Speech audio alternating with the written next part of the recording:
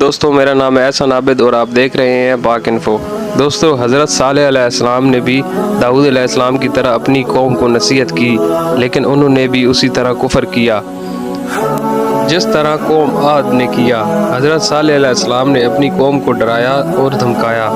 وہ مقابلے پر اتر آئے اور کہنے لگے اگر تو سچا ہے تو معجزہ لے آ، لیکن وہ معجزہ ہماری مرضی کے مطابق ہو۔ اس سرکش قوم نے آپ سے یہ معجزہ طلب کیا کہ آپ اس پہاڑی کی چٹان سے ایک کابن اونٹنی نکالیے جو خوب فربا اور ہر قسم کے عیوب و نقائص سے پاک ہو۔ چنانچہ آپ نے چٹان کی طرف اشارہ فرمایا، وہ فوراً ہی پھٹ گئی اور اس میں سے نہایت خوبصورت اور تندرست اور خوب و بلند مقامت اونٹنی نکل پڑی، اور نکل کر اس نے ایک بچہ بھی پیدا کیا، اور یہ اپنے بچے کے ساتھ میدانوں میں چرتی پھرتی۔ اس بستی میں ایک تالاب تھا جس میں پہاڑوں کے چشموں سے پانی گر کر جمع ہوتا تھا۔ آپ نے فرمایا کہ اے لوگوں، دیکھو یہ معجزے کی اونٹنی ہے، ایک روز ہمارے سارے تالاب کا پانی یہ پیے گی اور ایک روز تم لوگ پیو گے۔ قوم کے سامنے یہ تقریر فرمائی، اے میری قوم، اللہ کو مانو، اس کے سوا کوئی معبود نہیں۔ بے شک تمہارے پاس تمہارے رب کی طرف سے روشن دلیل آئی، تمہارے لیے نشانی ہے، اسے چھوڑو دو کہ یہ اللہ کی زمین میں کھائے، اور اسے برائی سے ہاتھ نہ لگاؤ کہ تمہیں دردناک عذاب آئے گا۔ قوم سمود نے اس تکلیف کو برداشت کیا کہ ایک دن ان کو پانی نہیں ملتا تھا، کیونکہ اس دن تالاب کا سارا پانی اونٹنی پی جاتی تھی۔ اس لیے ان لوگوں نے طے کر لیا کہ اونٹنی کو قتل کر دیا جائے۔ چنانچہ اس قوم میں غدار بن صالف، جو سرخ رنگ کا بھوری آنکھوں والا آدمی تھا، جو پوری قوم کے حکم سے اس اونٹنی کو قتل کرنے کے لیے تیار ہو گیا۔ حضرت صالح علیہ السلام منع کرتے رہے، لیکن غدار بن صالف نے پہلے تو اونٹنی کے چاروں پاؤں کاٹے، پھر اس کو ذبح کر دیا، اور انتہائی سرکشی کے ساتھ حضرت صالح علیہ السلام سے گفتگو کرنے لگا۔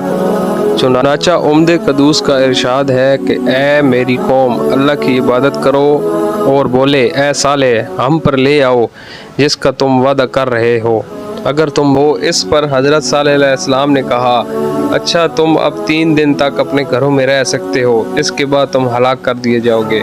وہ لوگ ڈرنے کی بجائے صالح علیہ السلام کو دھمکیاں دینے لگے، اگر تو سچا ہے تو لے آ عذاب ہم پر۔ اس کے بعد وہ مشورے کرنے لگے، آج رات صالح علیہ السلام کو بھی مار ڈالتے ہیں۔ انہوں نے آپس میں قسمیں کھا کھا کر بولا کہ آج ہی صالح علیہ السلام اور ان کے گھر والوں پر چھاپا ڈال دیں گے، اور اس کے وارثوں سے کہیں گے کہ ہم اس کی ہلاکت کے وقت موجود نہیں تھے اور ہم بالکل سچے ہیں۔ اور یہ حضرت صالح علیہ السلام کے گھر کی طرف چلے۔ ان کا گھر پہاڑ کے اوپر تھا۔ جب وہ لوگ وہاں پہنچے تو ایک چٹان اوپر سے آئی اور تمام لوگوں کو پیس کر رکھ دیا۔ ان لوگوں کی ہلاکت کے ساتھ ہی اللہ کے عذاب کی شروعات ہو چکی تھی۔ چنانچہ صالح علیہ السلام نے اپنے ساتھیوں کے ساتھ اس بستی کو چھوڑ دیا۔ صبح ہوئی، لوگوں نے عجیب منظر دیکھا کہ قوم سمود کے تمام لوگوں کے چہرے زرد تھے۔ وہ سب رونے لگے کیونکہ عذاب کے آثار نمودار ہونے لگے۔ دوسرے دن تمام کے چہرے سرخ اور تیسرے دن سیاہ ہو چکے تھے۔ یہ منظر دیکھ سب چیخ کر پکارنے لگے اور اپنی قبریں کھولنے لگے، اور انہیں یقین ہو گیا کہ عذاب کا وعدہ سچ ہوگا۔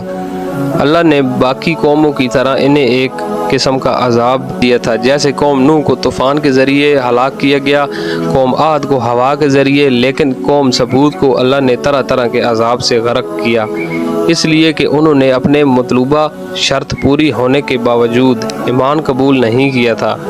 عذاب کی ابتدا زلزلے سے ہوئی، جس کی وجہ سے وہ لوگ اپنے گھر میں اوندھے کے اوندھے پڑے رہ گئے۔ پھر آسمان سے زوردار کڑک کی آواز آئی جس نے ان کے بھیجے پھاڑ کر رکھ دیے۔ ایک ہی لمحے میں وہ ایک ساتھ ڈھیر ہو گئے۔ اس قوم کے آثار آج تک موجود ہیں، جو مدینہ منورہ میں مدائن صالح کے نام سے مشہور ہے۔ سورہ نمل میں اللہ تعالیٰ فرماتے ہیں کہ یہ ان کے گھر ہیں جو اپنے ظلم کے سبب ویران پڑے ہیں۔ ہمیں اللہ تعالیٰ کے عذاب سے پناہ مانگنی چاہیے۔ دوستو، اس طرح کی اور انفارمیٹیو ویڈیو دیکھنے کے لیے ہمارے چینل پاک انفو کو سبسکرائب کریں، لائک کریں اور اپنے دوستوں کے ساتھ شیئر کریں۔ شکریہ۔